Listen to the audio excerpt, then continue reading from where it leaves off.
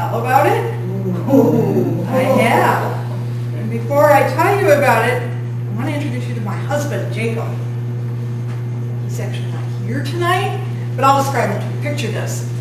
About 60 years old, full head of hair, nice round face, about 5 feet 8 in height, a little less than that in girth. Cute. Jacob's an incurable romantic. Flowers. So, when our 25th wedding anniversary was approaching, naturally Jacob said, "Honey, how would you like to go somewhere romantic for our anniversary?" And I said, "Yes! I love Paris, thank you!" And Jacob said, "I'm not talking about Paris, Mary. I'm talking about Hannibal. Hannibal, Missouri, on the mighty Mississippi, home of the great Mark Twain. Think of the romance and the history." So I said, all right. And I did what any self-respecting spouse of an incurable romantic would do. I Googled this. Hannibal, Missouri. Hey, there's a 100-year-old mansion, 3 stories tall with a cupola on the roof, that's been refurbished and turned into a bed and breakfast. Click, we've got a reservation, that's romantic. And I Googled again and I saw that for a couple $100 more, we could have our own private dinner in the cupola, served by our own private waiter at sunset. I reserved that one too, click. That's romantic. So we drove into town. And on the right we saw the Mark Twain Motel. And on the left we saw the Tom Sawyer root beer stand. And up ahead was the Huck Finn souvenir shop. And there, on a tall hill in the center of town, was this gorgeous 3-story mansion with a cupola on the roof. That's our home for the night.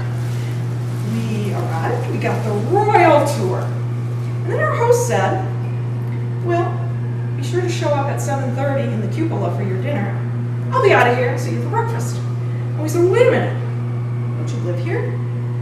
And he said, "Well, no, I live down the road. I'm not the owner." And we said, "Well, wait a minute, it's a bed and breakfast. Where's the other guests?"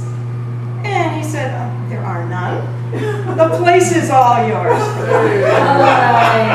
right, we got a mansion to ourselves. At 7:30, we climbed the stairs. We're in the cupola. It was a gorgeous, cloudless evening.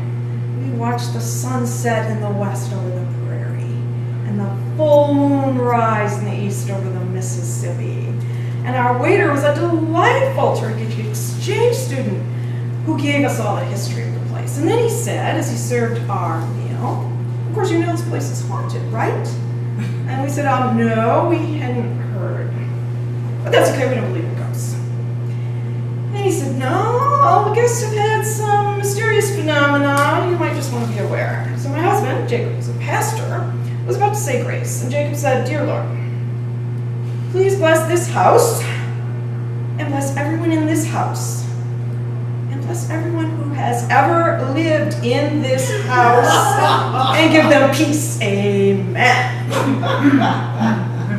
enjoyed the meal, we retired for the evening. We were sound asleep at about 2 a.m. I heard this loud crash. And I sat up straight. And I said, Jacob, well, did you hear that?" And he said, and I said, "No, Jacob, really. I mean, this might be ghosts. Please wake up." And Jacob just said, So I decided to get up and explore. Up the stairs I went to the 3rd floor, and there was this gorgeous ballroom with cobwebs hanging down.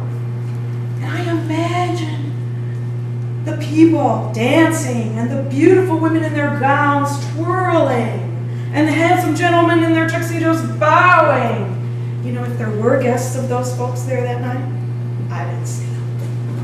So I crept next door to the schoolroom, and the windows open, and the wind is blowing, and there's this map flapping on the wall, and the little desks covered with dust. And you know, if there were ghosts of those school children bending over their books, and of the governess wrapping her ruler on the table, well, I didn't see them either. So down I went, down the grand staircase toward the 1st floor, and there I saw him, on the staircase, all dressed in white, a white suit and a white bow tie. He had a white shock of hair and a white bushy mustache with a cigar between his fingers. It was the great Mark Twain himself. And he was standing on the stairs talking to a crowd of townspeople. And he was telling them stories about the celebrated jumping frog of Calaveras County. And they laughed. And he told them about the Prince and the Pauper. And they roared hysterically, and then he told them about a Connecticut Yankee in King Arthur's court. And tears rolled down their faces. So I said, this is too good to be true. I gotta go tell Jacob. I ran upstairs. Jacob, this time you've gotta get up, man. It's Mark Twain. So Jacob got up, grabby, went down, and he said, look, there he is. Mark Twain. And Jacob said, Mary, what are you talking about? That's not Mark Twain, that's not a ghost. That's the moonlight playing tricks with your eyes on the staircase. You know we don't believe in ghosts. I said, oh yeah, right. Of course, I knew better. So we went back to bed for the night. The next morning, I packed up my 5'8" husband, and we headed out of town. And Jacob said, Mary, let's stop for a romantic lunch at the Tom Sawyer root beer stand. So I said, all right, let's do that. And as he munched his hot dog and fries, he said, wasn't this a great romantic trip? Think of it, Mary, we saw the Mississippi and the sunset. And I said, yeah, you're right. He said, Mary, think of the romance and history of this place. I said, you know, Jacob, you're right. Why, the great Mark Twain himself couldn't have put it any better. Mr. Toastmaster. Yes, I was there. Mary, thank you so much for the humor speech. It's really funny. And I assume is this going to the contest or? Yeah. Yeah. Love it. I love the material, and the haunted house is always exciting to talk about. I like you had a very intriguing opening, and I was almost believed that Jacob's gonna show up somewhere or as a ghost. You were very animated, and I like your eye contact, and I like your high energy. Something to think about is related to high energy. I would love to see a little bit a wider stretch of you have the high and low of the energy. So I think you remain high across the whole speech. I think it will make the speech even more interesting when you have the lower energy part of it, or some part. Perhaps maybe you're talking about instead of going to Paris, you're going to Hannibal, and there's a Hannibal, it's kind of disappointed, or there are different part of the speech can definitely stretch the emotions there. And a minor thing about, in addition to your body language, which is great, think about maybe the ice cream is always at this side, certain things are always at certain side of the stage. Have a dedicated location for certain things. So when you look at that direction or pointing to that direction, it's like a callback for the audience to, oh, okay, that's where the ice cream's at, or that's where the stand is at. Full speech. This actually caught my attention, and I was just captivated by your movements, your mannerism, your voice projection. There's so many good things about this that I was stretched actually to come to anything that might be constructive until the end. And at the end, I thought, there was something there.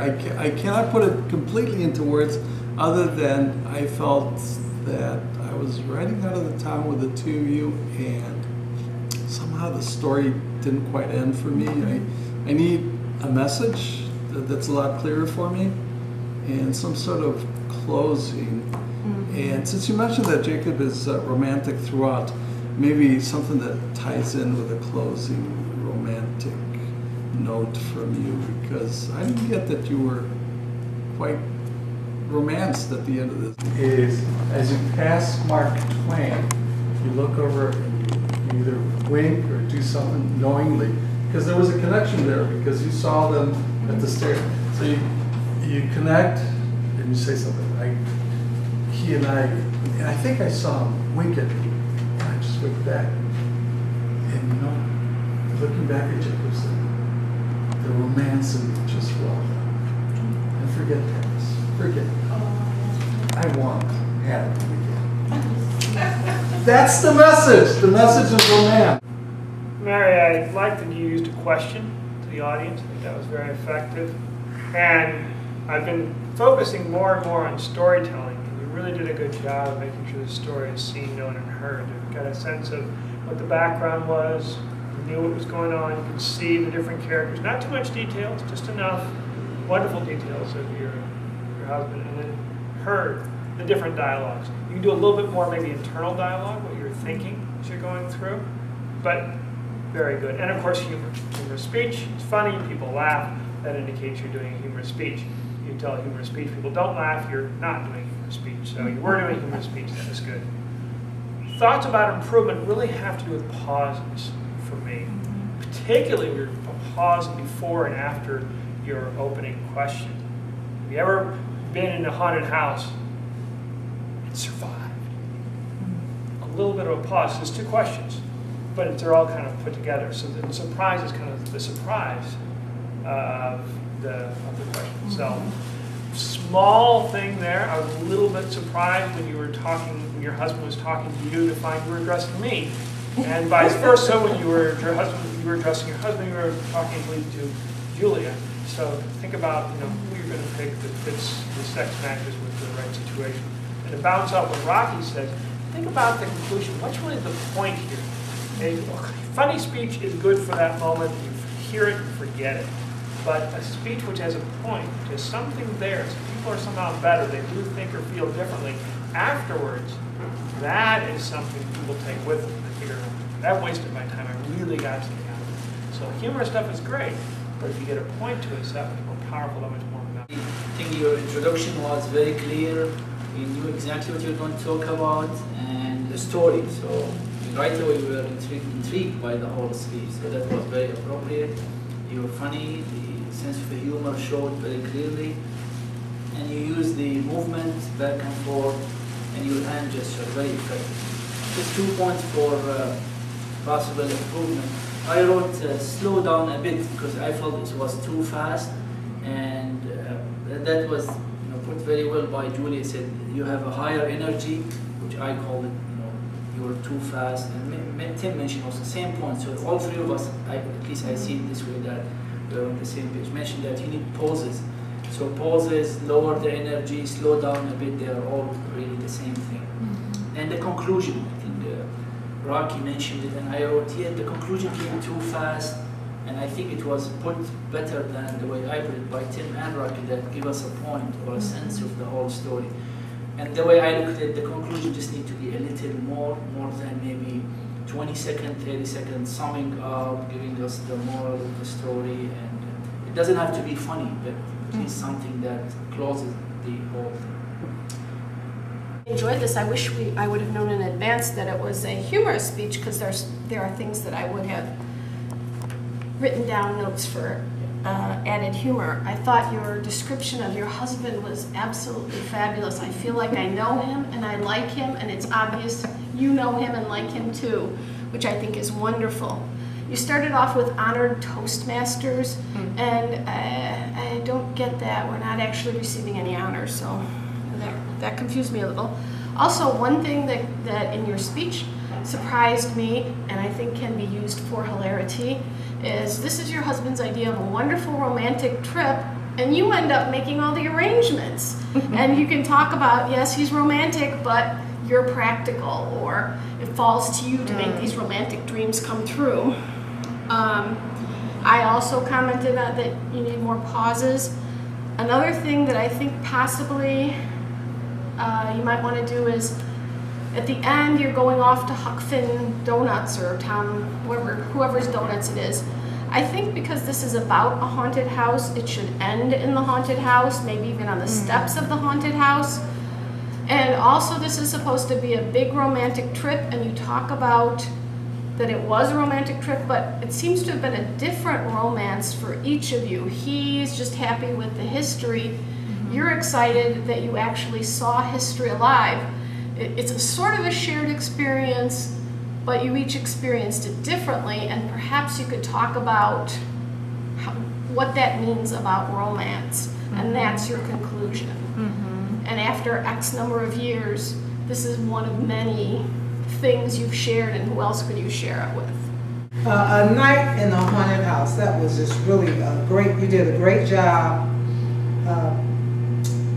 I'm going to read the objective so everybody can see how well she met the objectives. She was to create and tell a original story based on a personal experience, and that was a personal experience. And we learned the elements of a good story. A good story is always descriptive. You know, you can visualize the characters, and we were definitely able to visualize the characters in her story. So she met the objective. While you were giving the story, you did talk about the West. The West.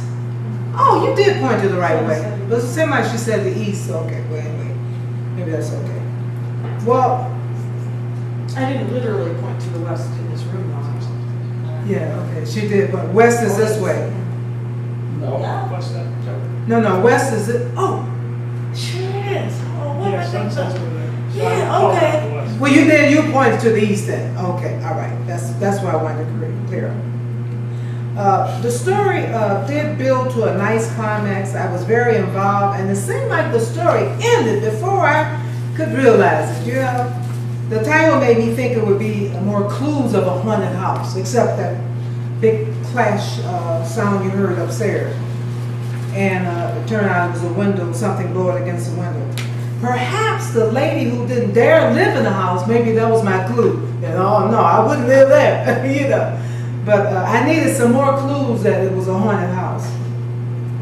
And your characters were well developed, and I learned about them. And the speaker, you use description and dialogue to add color to the story. The twirling around of the women dancing, that was great. And the men who bowed, that was perfect. And when you heard the crash in the mansion, I was able to picture the characters and action as you were speaking. Only thing I would add is your description. Oh yeah, I like your description of your husband. That was very clear too. I would like to add that we needed some more clues to tie in with the title, My Night in the Haunted House. And thank you for that vivid, lively story. I really enjoyed it.